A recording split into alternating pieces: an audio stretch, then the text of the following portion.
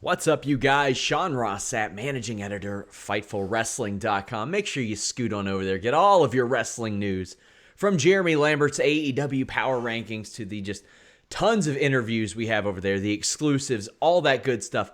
And that's all free. But hey, if you want to throw a few shekels our way, go subscribe to FightfulSelect.com. I'm doing some text-based Q&As now. We have tons of podcasts, including Alex Pawlowski's Sour Graps. Maybe you miss him on the Raw and SmackDown reviews, and you want a show where you just know he's going to crap on everything going into it. That is the theme of the show. Subscribe to FightfulSelect.com. You get a couple of episodes of that every week. Steven Jensen's Weekender podcast every week. My Backstage Report every week. A Q&A every couple of weeks. And usually me and Warren are there at least once a month doing a retro review. We need to film some soon.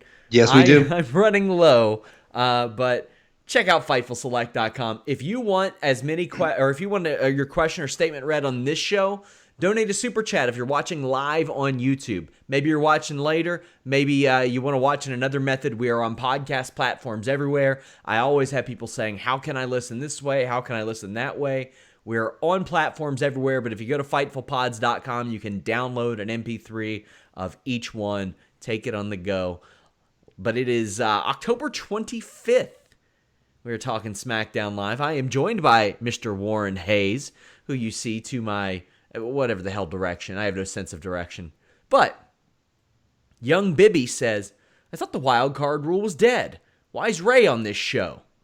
Well, this is one situation where I don't have as much of a problem. He's seconding him. Right. I mean, plus they needed to do some construction on that wall, Warren.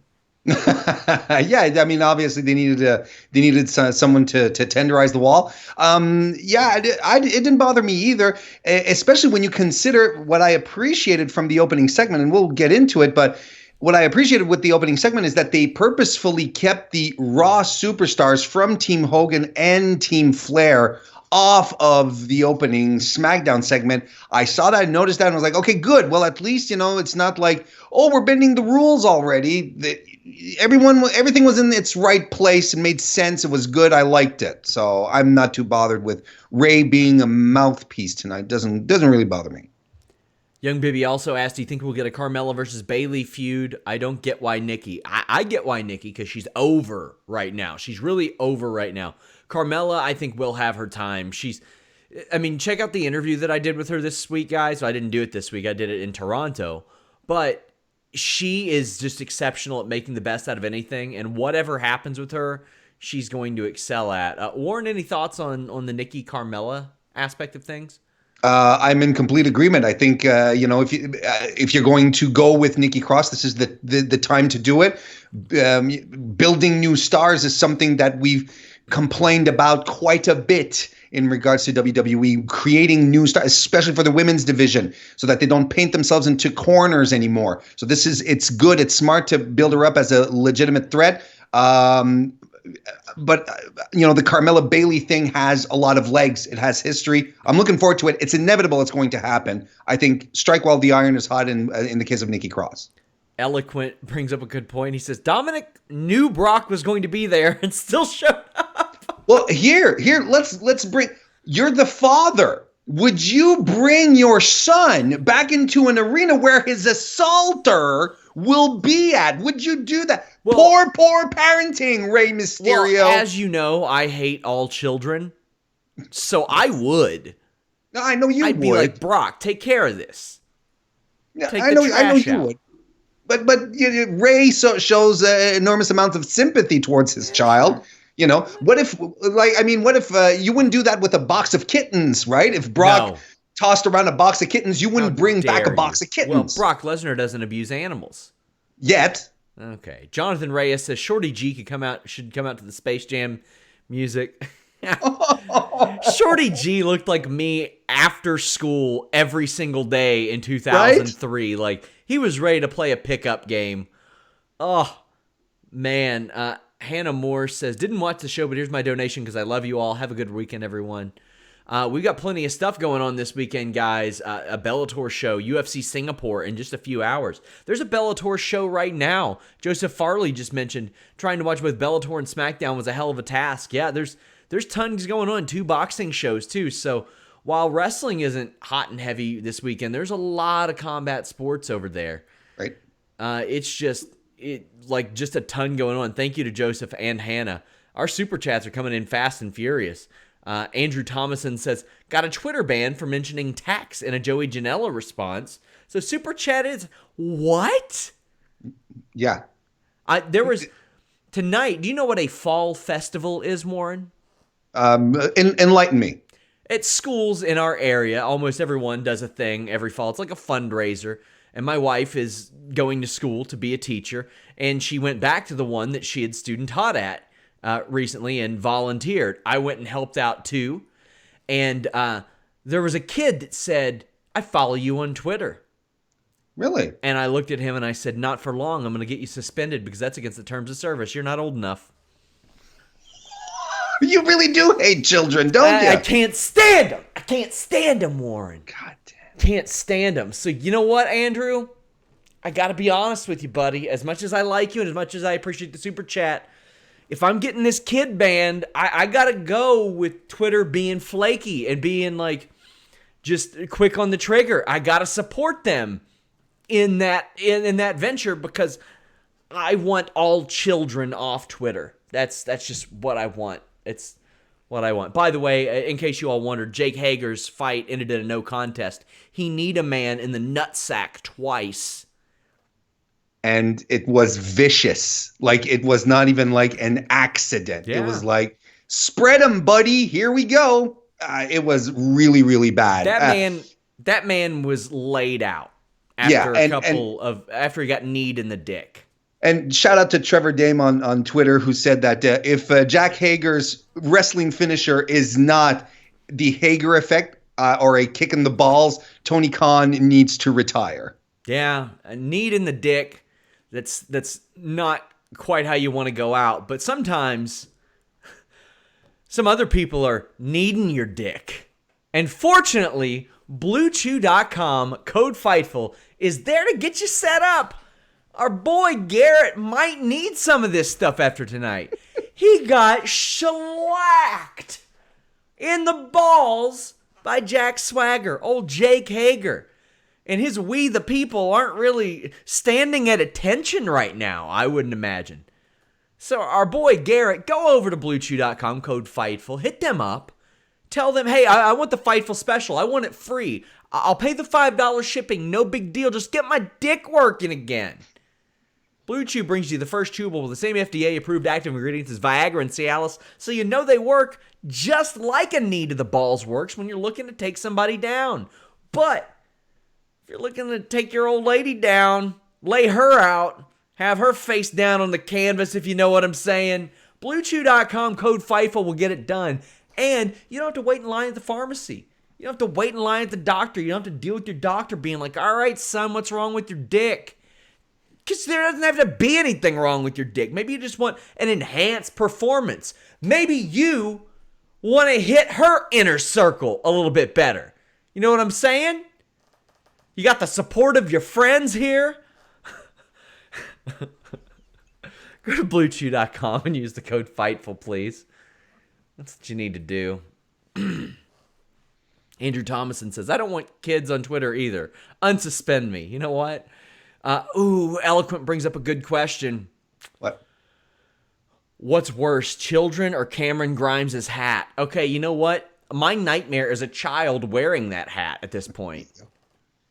If you want to spook Sean this Halloween, kids, like, show up at his house. My version of Zombieland is like me and you running around in a desolate, just dead area, and children running around in that hat, like trying to eat our brains. That's what it is. We got a SmackDown show to talk about, Warren. Yeah, yes, we have to do that too. It happened. I'm going to save the intro promo for the end of the show because it only makes sense to do that all together. Rude and Ziggler defeated New Day, and I'll tell you what, I already miss Xavier Woods. Yep. Yes, and it's a shame. It's a shame what happened, of course, but like I actually missed any kind of interest in this match as well, or interest on the part of the producers who decided to put this match on and have absolutely nothing come out of it. Like this was within 60 seconds, we were treated to a commercial and we come back and the match probably lasted what at the most two extra minutes. Yeah, a big hot tag and then Kofi gets rolled up. And let me tell you, that ain't it, because I am not confident in WWE telling a story that Kofi Kingston doesn't believe in himself or is losing out. I just think it's their way of relegating him. And a lot of people are saying, oh, well, you're not giving it a chance. Well, you know what? I've given WWE chances every single go of it. I'm not confident in this story. Or, here's the thing. Am I confident in WWE's ability to tell the story? Yes. Am I confident that WWE will tell the story? No. And they have a tag title match next week.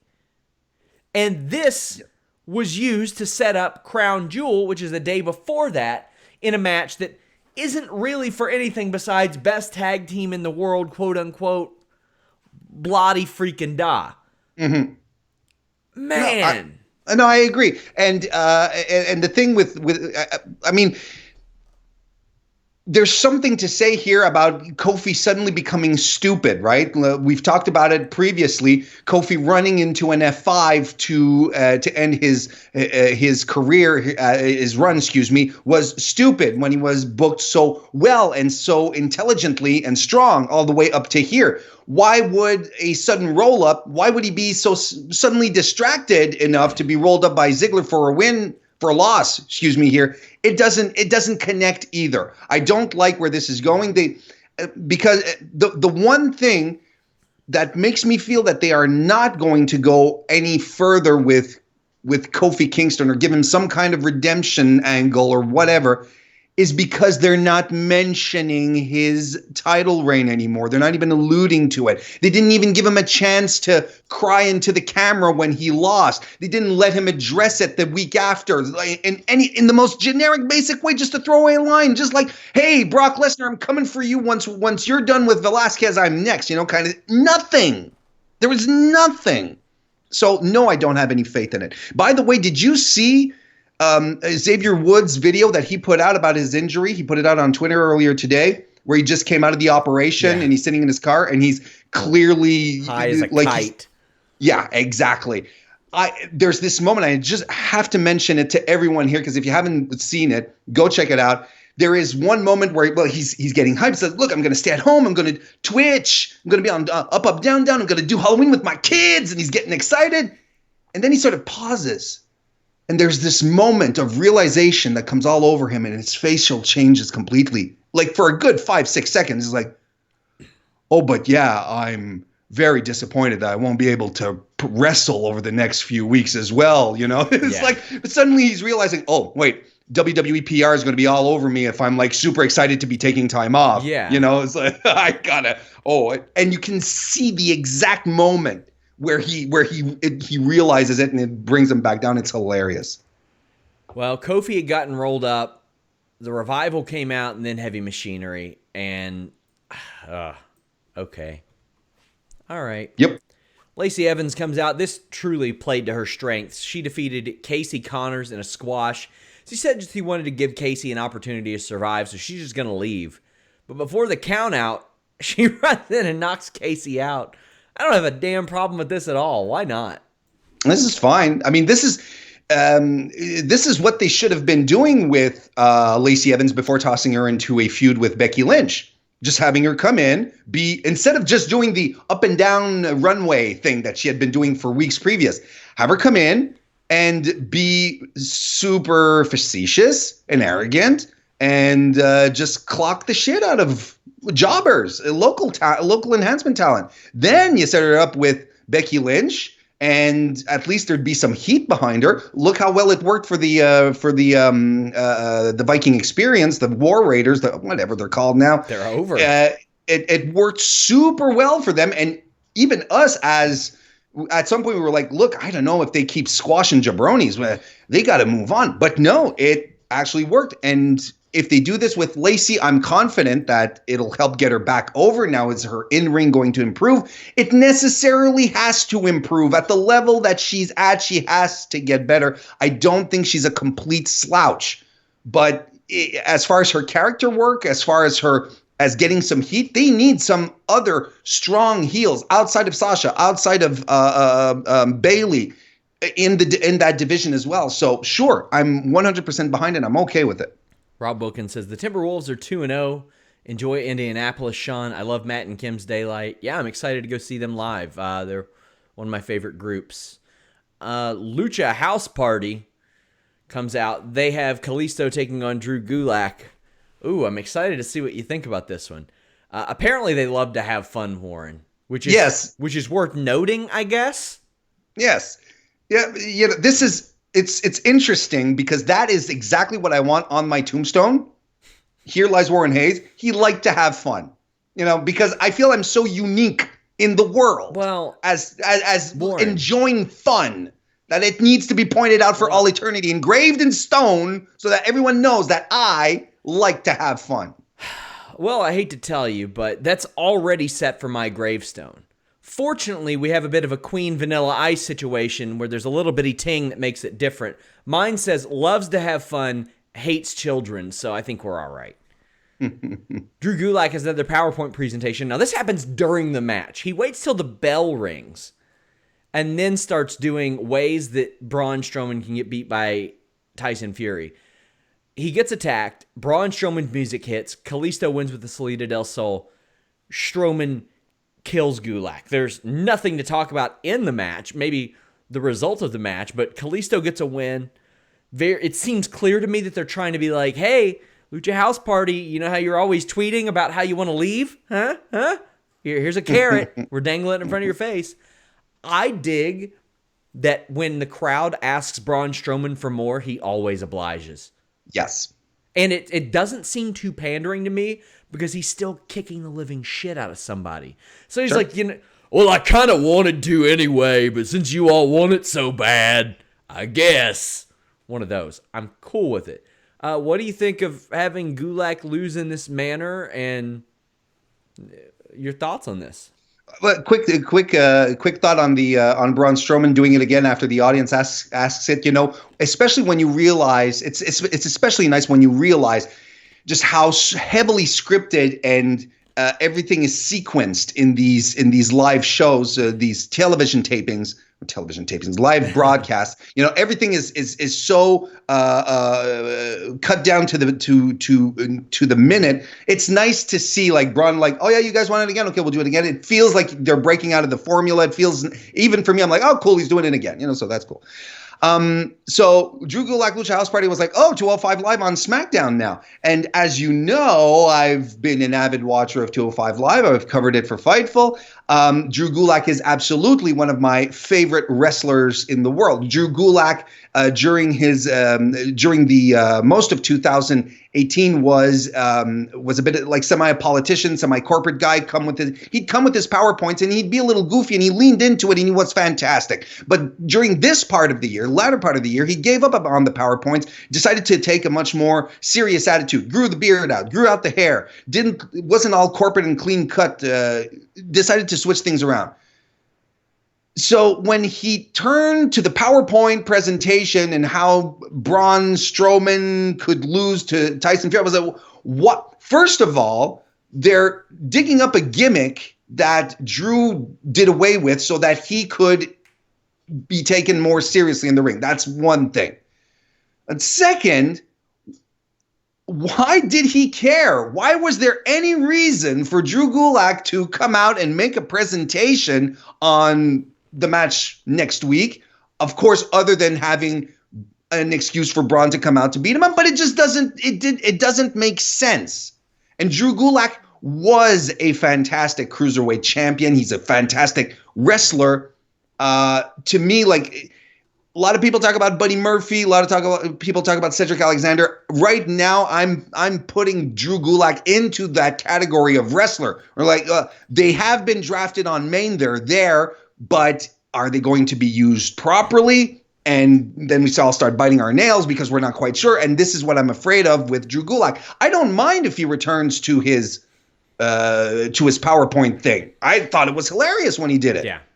But at least lean into it properly and have him shave his beard and go back to being clean-cut, suit-wearing Drew. Because he was really good when he was doing that too. The crowd wants to love Braun Strowman so much that he needs to be special.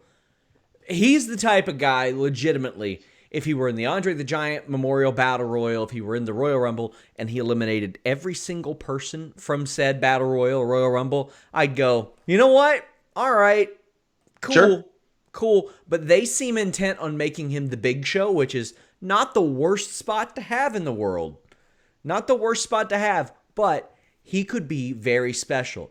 To me, the right Roman Reigns versus Braun Strowman story is a WrestleMania main event because their feud was one of my favorite in probably the last, probably since the Attitude Era, their feud was one of my favorite, period. Just the fact that they would beat the living shit out of each other whenever they got within an eye shot of each other. But there's been a lot of, I hope that this match next week ends in a double KO or something that keeps him from getting beaten by Tyson Fury. I hope. Yeah. No, I agree. And it's funny because a lot of us say, oh, well, the Braun ship is passed. It's like, oh, well, they should have put the strap on him a couple of, 18 months ago.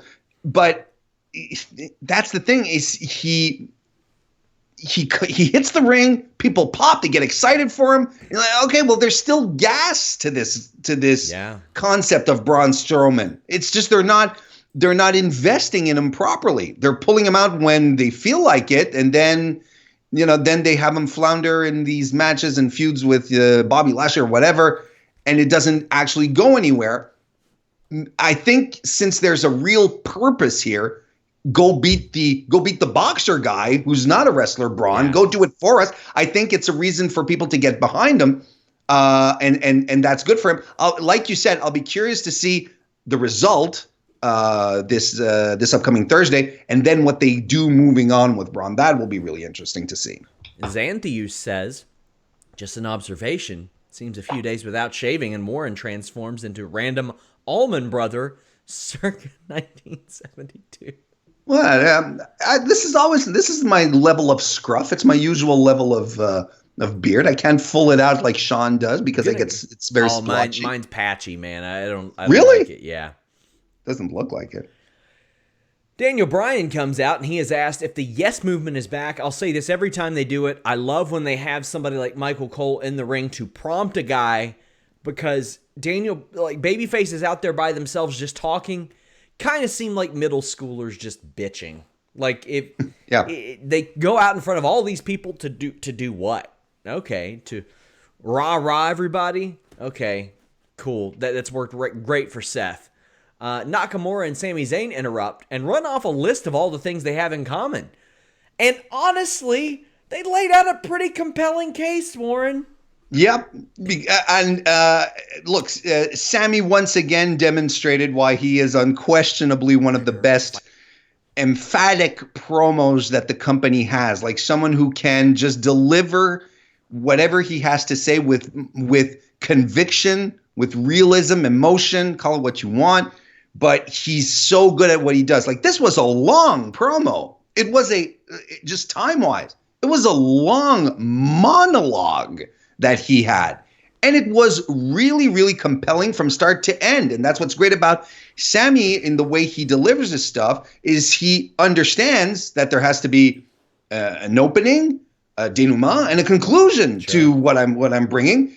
And it was also neatly packaged and that's what's fantastic is that he comes out, he starts laying out the arguments saying, I'm an artist, you're an artist, Shinsuke's an artist. I care for the planet as well. I'm a vegan as well. So you're like, you know what? At first, I thought Daniel Bryan was just going to laugh you jokers off and just like, ha, look at you. But then I understand if Daniel Bryan still has a seed of doubt because it would make sense for all three of these guys to form a stable and be the artistes of the ring, being the the Soho Club, whatever you want to call them. It'd be fantastic. That's probably not the route they're going, but I'm looking at it and I'm listening to it and I'm like, God damn, talk about a missed opportunity, you know? Daniel Bryan walks off. We have Nikki Cross, who says that being the champion has kind of weighed on Bayley, and she's going to do her a favor and take the title off of her. Up next, she faces Mandy Rose. Sonya Deville's out there. I thought this was fine. It didn't squash Mandy Rose. It got Nikki Cross a win. It showed that Sonya Deville was a real asshole for helping out Mandy. And Bayley and Sasha were on commentary, and I thought they did very well too. This was simple. It was effective. Nikki Cross is over. She's also sympathetic. I love the way that Alexa Bliss and Nikki Cross have been handled all year. From case to case. Maybe they're baby faces, maybe they're heels. They're just who they are. You can decide if you like them. You can decide if you don't like them. They're never not really true to themselves or each other. I really, really like how they've handled that all year because it made them versatile. It made them all more useful. It gave stories flexibility. It did a whole lot of things. This is what I think AEW is doing a lot more than WWE does. There's a lot of shades of gray, but a lot of you get to decide who you consider a babyface and a heel type of thing. Maybe you like their actions. I love what they've done with Nikki Cross. I thought this was a very effective segment. I am in complete agreement as far as a segment, a self-contained start-to-end moment that actually had wrestling in it. This was probably my favorite moment of the night because there were a lot of moving parts here that were all handled really, really well. This is what's it's going to echo just a little bit what you said, but that's what's great about how they've handled Alexa and Nikki is that they can, their heels or faces simply depending on who they're fighting. It's just as simple as that. They don't have to do something dastardly to suddenly be considered heels and vice versa. I thought Bayley did really, really well on commentary because, as much as I adore Bayley, I can recognize that she's maybe not, she's a little wishy-washy when it comes to her promos. She always has this, the same tone, and she's very down to earth and it's fine. But, you kind of want her to dial it up a bit. I thought having Sasha there was a great backup. And the look that Sasha delivered when Michael Cole said, "That could be you, Bayley, next week." Sasha just leaned over and gave him, my God, the stare that would supernova Michael Cole's head. It was fantastic. It was just a nice, and she just sat right back down, stared into the ring. It was great. No, this was my favorite. Like I said, all encompassing segment. This was it for me. The wonderful Kristen Ashley sends a super chat that says, "Have a good vacation, SRS. You deserve the break. Don't be tricked into working as is tradition." Well, I already tricked myself because on the way back, I'm going to go interview Kevin Thorne because he lives near Indianapolis. So I was like, you know what? I'm not going to not go interview him. He's one of the great dudes in wrestling. So I hit him up, and hopefully we're going to schedule an interview for Sunday. But I'm looking forward to that. He's a great dude to talk to and has a lot of good stories. We're just going to hope that no one that no one flashes themselves in public or something over the weekend. That's all we can hope for now. Jeremy Lambert joked that CM Punk's return is confirmed this weekend now. And the joke is that anytime that I plan to take like an evening off or something, I say, hey guys, it should be a quiet one, to the point of where we put a trademark symbol next to it. And then something psycho happens. Like, I don't know, Eric Bischoff gets fired. Something like that. It's the nature of the gig. Firefly Fun House is back. Bray, according to Corey Graves, has spent weeks rebuilding it. What do you think of that? Do you think it undermines the point of Seth burning it down? Or are you okay with this? They did a eulogy for the rabbit. Well, yeah, the rabbit gimmick is funny. I like the idea that he dies and he comes back. The Kenny all the time. I'm okay with that. This is classic WWE storytelling, where you think something is happening, but then no, we think we're going from point A to point B to point C to eventually get to destination, but we're not. We're not. We're exactly at the same spot we were before it burned. And it was burned not this past Monday previous, right? Yes, I think so. 2 weeks ago, yeah. So it's not like, okay, it is weeks, like plural. It has been 2 weeks, but by God, and he's been rebuilding it. Honestly, it disappointed me a little. Like, I was actually hoping that Bray would be would have shambled together remnants of the Firefly Fun House. The wood, the turquoise paneling, in the back that's singed and maybe there's some bits missing. You can actually see the set behind it or something. And, the picture frames with the burnt edges. And he still has the tablecloth that was actually on fire. And he's distraught. Everyone in the funhouse is they can do the eulogy in this very, in this environment where they're just trying to pick up the pieces. Yeah. And because you see, in my fantasy booking land, at Hell in a Cell 2 weeks to 3 weeks ago, whatever it was now, there was a double turn, an unexpected double turn, but a double turn nonetheless. So to me right now, Bray Wyatt is the babyface in the story. I was told that was the plan at one point, was to do a double turn with these two. Well, Christ, they had it. Yeah. I mean, it happened. Exactly. They didn't even plan for it, and it happened. So lean into it, guys. If you have Bray Wyatt in his Mr. Rogers persona, who's trying to cobble back together what he had, and us as an audience being, man, we love the Firefly Funhouse so much. Look at what Seth Rollins did. You're really then leaning into Bray being the good guy, Seth being the despicable one, and then creating a new dynamic, which would be interesting for the feud, interesting for Seth's character as well, but also for the whole feud in and about itself. So right now we're just back to square one. And there's nothing to show for us. Seth set it on fire last week, and it's like 2 weeks ago, and we're like, okay, let's keep going with business as usual. And that's what's really disappointing about WWE storytelling. It's a treadmill. It's really, really a treadmill, and it takes a hell of a long time to get to point B. And there was a lot I liked on this show. When I look back at this SmackDown, I'll say that I liked this SmackDown, but there was some real goddamn dumb stuff on this show, Warren. The opening segment and what we're about to talk about, or at least some of it. Cain Velasquez speaks English, Warren. It's his first language. But anytime he speaks on WWE, because of the color of his skin, he's speaking Spanish. And Ray's cutting his promos. Now, all due respect to Ray, he cut one of the best promos of his life a few weeks ago or a few months ago with Dominic. Mm-hmm. I thought that was one of his best. He ain't a promo guy. Mm-mm. They're really bad, and they've just always not been great. We hear the same old Scar line from Ray. He says that Dominic's doing better and will be back as a WWE superstar. Cain Velasquez, didn't grow up in he wasn't born in San Diego. He was born 6.5 hours away from the Mexican border. It's like the UFC encouraged him to learn Spanish better to help his marketability in the area. He speaks English. Now, do I get why WWE's doing this? Yeah, because they can't cut good promos. Sure. But the Spanish language speakers that hit me up on Twitter saying he ain't doing much better in Spanish. But the thing is, me and you can't tell.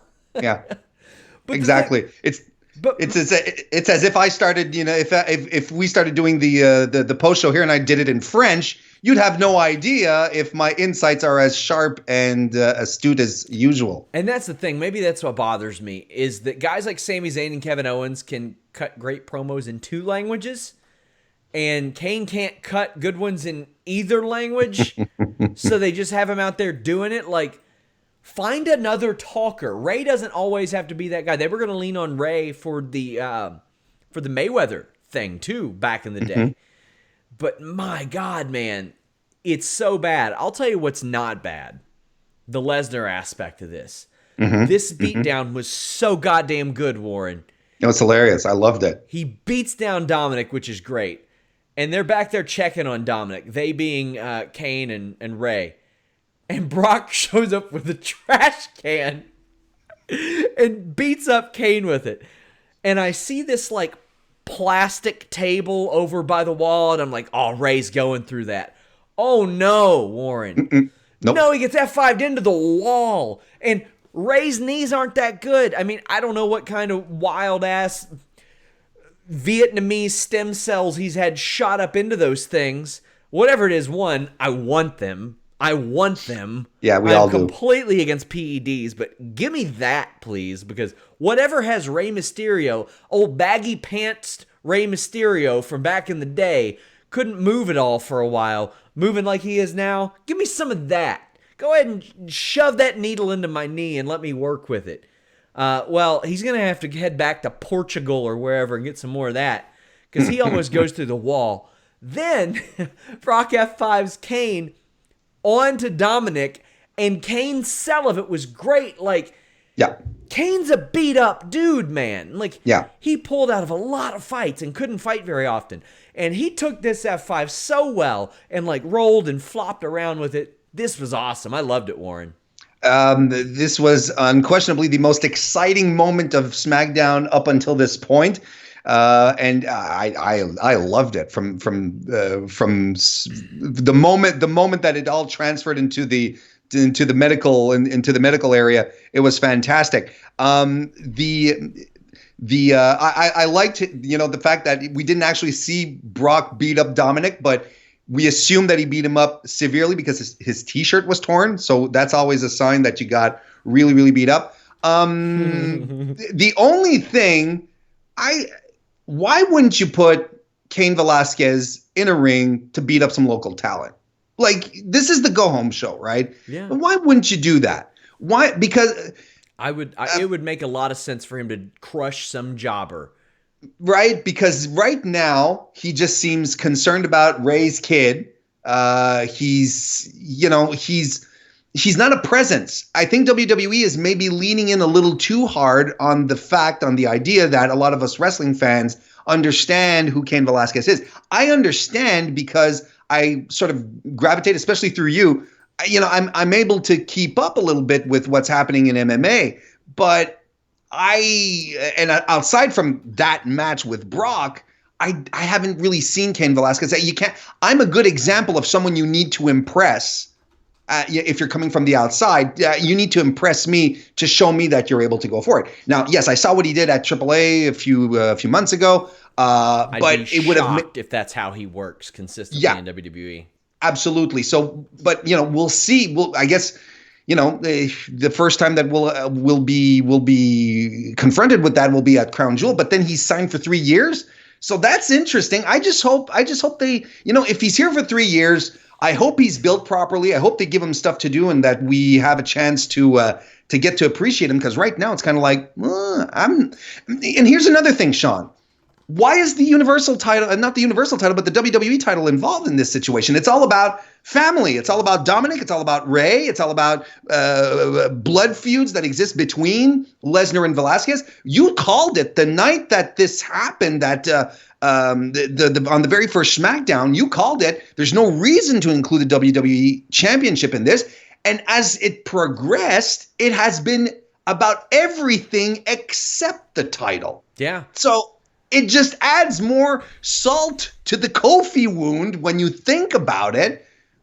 There was no reason for him to lose it because their whole reason to fight each other, even in storyline, has nothing to do with the belt itself. I'd be having Cain Velasquez, even if not local talent. You do have guys like Shelton Benjamin, Samoa Joe. You've got guys with grappling backgrounds that can handle that and can cover for him.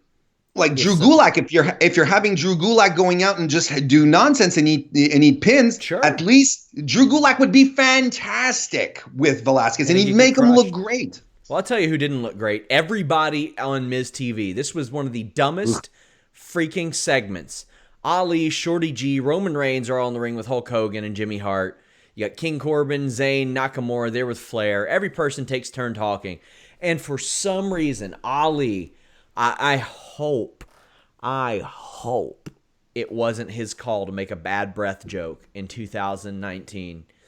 We are just 2 months away from 2020. And I haven't, like Rampage Jackson still busts those out. And I'm like, man, you got to stop. They're real shitty. We also hear the, Corbin, shut up, man. You're not a real king promo. Like, cool. We heard that too. 6-man tag challenge is laid down, but Zayn says he can't compete. Cesaro, apparently already waiting at Gorilla, knew this was going to happen. And a big brawl breaks out. That was so bad, Warren. It was.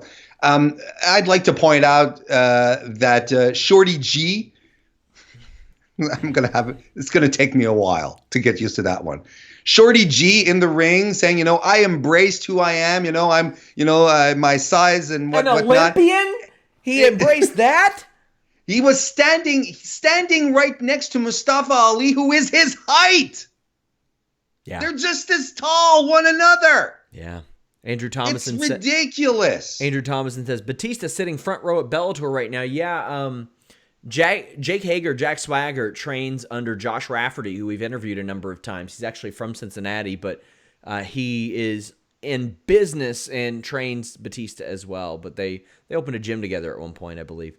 Timothy Hughes says, who wrote this episode? Dope. I don't know what that means. I don't know if you need a comma there, but let me know. The 6-man tag match that followed this ruled. WWE can do 6-man tag matches. Great. Team Hogan wins. It's Reigns, Ali, and Shorty G with Flair, Team Flair, King Corbin, Cesaro, and Nakamura. I got to say, brave of WWE to put Flair on screen this much with the things that he says. Yeah. Real brave. Cesaro's pants, shoot pants or work pants? I don't care. He can wear those every time, anytime. I'd like him to send me a pair with the belt. How can he move so well in them? It's impressive. Like anytime, like I've done a little bit of wrestling training in the joggers and the seam. I mean, let's be honest, sweatpant technology has come a long way in the last 5 years. They've made a nice crotch inseam that doesn't go all the way up. But I don't know, man. I don't know if it's come that far. Damn. Ali gets put a lot of thought into this. Yeah. Oh, let me tell you, man. I've had a lot of gear changes in my day. It's a real question. Like, I don't know how people work in jeans. Like the smoking guns back in the day. Yeah. Don't know how they did it. And I don't know how they kept them on their ass either. Man. Andrew Thompson says, everybody knows Sami isn't going to Saudi Arabia, so why wouldn't he have a replacement? I was wondering why Sami is still out there. This was just for tonight. It's not for Saudi Arabia. That's why it didn't make a lot of sense. Shorty G wasn't on the team. Shorty G gets a great hot tag, and it ends in a moonsault. I believe they said on commentary that he was flying through the air, but based on what he was wearing, I would call it falling with style. Yes, very good. Yes. Crowd was hot for this. That gear was so stupid. I'm not curious at all about Shorty G's, because let me tell you what, basketball shorts are very easy to navigate in. Yeah, no, this exactly. I know. Yeah.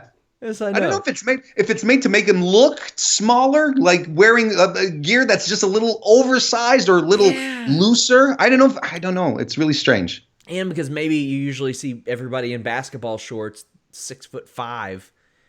I don't know. Cesaro applies a sharpshooter. Everybody goes through their secondary finisher. Reigns catches Cesaro with the Superman punch, and Ali wins with a 450. This could have been a throwaway. I thought it was good. Reigns gave Ali the match. I thought that was cool. The match was great. The crowd was hot for it. Shorty G is over with this crowd, at least. This was good, and it made Ali and Shorty G look like bigger stars. Standing next to the tried and true, well, not tried and true, but the heavily pushed Roman Reigns. I liked it. Yeah. Well, I'll say right up until, I don't want to diminish what happened, but if I was sitting in that audience, I would have been excited to see people wrestle.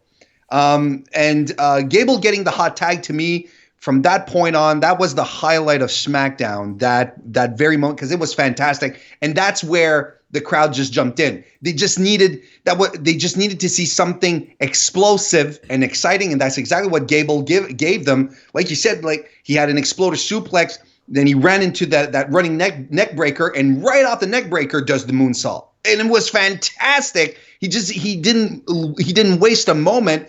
That's what got the crowd into it. So the finish was fantastic. I loved how Ali, when Roman sort of like, you go, kid, like he tags him in, he said, you go, and Ali sort of looked, me? and then he went up. I thought that was great. That was fantastic. It was good, great facials, fantastic bit of storytelling there. And I agree. Like, if anything, it helped elevate Ali and Chad Gable here. But to me, it picked up at Gable's hot tag, and by God, I think the crowd needed that, because I thought there was a lot of posturing. It was a very go home show, I found. At least it ended on a high note for the audience. Isn't that wild to think this is the SmackDown go home show for a pay-per-view that's next Thursday? I'm not quite used to that yet. I mean, that's about that roughly the same distance-ish as Tuesday to Sunday, but it's just weird. Like, we've got a full weekend and Raw and all that to come up, and NXT, we've got all that too. Guys, make sure you check out my Sands of Time review. It'll be a bit abrupt. It'll be a bit short next week because, unfortunately, I have to hand out candy to filthy, disgusting children shortly after that show. I mean, it really bothers me. It really disgusts me. And you know what? I've been dieting pretty hard lately, but then I thought about it, and I was like, you know what? My wife bought all this Halloween candy, and I want to eat as much as I can. That way the children don't get any. I want to kind of minimalize their joy as much as I possibly can. So I broke my diet tonight while my wife was gone to eat some of the So that's candy. why you did it. Yeah. That's why you did it. I didn't really have a craving for like Reese's or anything. As good What as did you call it? What Reese's. did you call them? Reese's. Reese's? Yeah. Okay. Yeah, by the way, I noticed in Canada, you all don't even have like an apostrophe on your packaging. Candy packaging is noticeably different, but only if you go back and forth between Canada and US a lot. You'll notice, look at the candy bars and stuff. You'll be like, that packaging looks a little bit different. Also, there aren't 74 kinds of Kit Kats here in America. What gives? True. They're all over the place there. You haven't lived until you've had a green tea Kit Kat. That's a real thing? Yeah, it's a real thing. And I even had someone a couple of weeks ago pop in at the office with a wasabi Kit Kat. Surprisingly tasty. I'd like to give the kids that come trick-or-treating some just honest-to-God green tea. That's it. That's what they should get. Timothy Hughes says, Shorty G and Ali tag team. I can think of worse teams. Sure. I think that would be a good team. It just depends. It just depends on what they do with them, but yeah, they'd be fantastic. It'd work really, really well. They'd probably come up with a killer double team finisher. That'd be great. Guys, follow Warren at Mr. Warren Hayes. He's got a lot of stuff going on. He's got a Patreon you all can subscribe to. You can also subscribe to FightfulSelect.com. This weekend, we will have Fightful Select's Sour Graps with Alex Pawlowski, the Weekender podcast. Make sure you guys check it out. We also have a new retro review dropping, I think, the next week or the week after, so that's coming up very, very soon. I want to thank you guys for joining us, getting us to 20,000 subscribers. We're already almost at 21,000. I appreciate that. I think we have a late super chat. Xanthius says, was a surprise TNA pay bump in the form of concession stand coupons. Just curious. Yikes. They're Impact. They're not TNA. They haven't been TNA for years. No, it was an honest-to-God pay bump. I messaged a couple of wrestlers, and they confirmed it to me. Impact is, I think they're trying to improve the perception for a variety of things. I think a smooth way to do that would probably be not rolling over Killer Cross's contract when it's up in about 6-7 weeks. I've been told that they, or at least right now, or there were people telling other people that they plan on doing it just to do it. I don't know how that'll work out. I think that would be very petty. If y'all ain't going to work together, let it go. But between the Access media calls and the Access media days and a lot of that stuff, I think they're doing some good stuff.